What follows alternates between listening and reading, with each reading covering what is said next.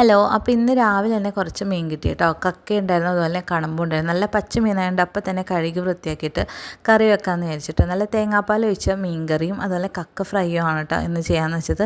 അങ്ങനെ ആവശ്യമുള്ള സാധനങ്ങളൊക്കെ ഞാൻ ചോപ്പ് ചെയ്തെടുത്തിട്ടുണ്ട്. ഇഞ്ചി, പച്ചമുളക്, വെളുത്തുള്ളി, ഉള്ളി ഇതൊക്കെ നന്നാക്കി ചോപ്പ് ചെയ്തൊക്കെ എടുത്തിട്ടുണ്ട്. അങ്ങനെ കറിക്കുള്ള മസാലയൊക്കെ അടുപ്പത്തേക്ക് ആക്കിയിട്ട് വെള്ളം ഒഴിച്ചിട്ട് ആവശ്യത്തിന് ഉപ്പും പുളിയൊക്കെ ചേർത്തിട്ട് വെള്ളം തിളച്ചപ്പോൾ നമ്മൾ അതിലേക്ക് മീനൊക്കെ ഇട്ട് ഒരു പാകത്തേക്ക് ആക്കി വെച്ചിട്ടോ.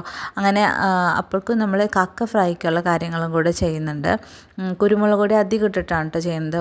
അതിലേക്ക് കുറച്ച് പച്ചവെളിച്ചെണ്ണയും കൂടി ചേർത്തിട്ട് നന്നായിട്ട് ഇതുപോലെ തിരുമ്മി വെച്ചിട്ട് ഫ്രൈ ചെയ്തെടുക്കുകയാണ്. അപ്പോഴേക്കും കുറച്ച് തേങ്ങാപ്പാലും കൂടെ അടിച്ചിട്ട് നമ്മുടെ കറിയിലേക്ക് ഇട്ട് അത് കറി സെറ്റായിട്ടുണ്ട് കേട്ടോ. അങ്ങനെ കക്ക ഫ്രൈക്കുള്ള കാര്യങ്ങളും കൂടെ ചെയ്യുകയാണ്. അങ്ങനെ നല്ല മൊരിഞ്ഞ കക്കയാണ് കേട്ടോ നമുക്ക് റെഡിയാക്കി കിട്ടിയിട്ടുള്ള. അവസാനം കുറച്ച് ഗരം മസാലയും ചേർത്തിട്ട് അങ്ങനെ കക്ക ഫ്രൈയും റെഡി ആയിട്ടുണ്ട്. അങ്ങനെ ചൂട് ചോറും നല്ല പാലൊഴിച്ച മീൻകറിയും കക്ക ഫ്രൈയും.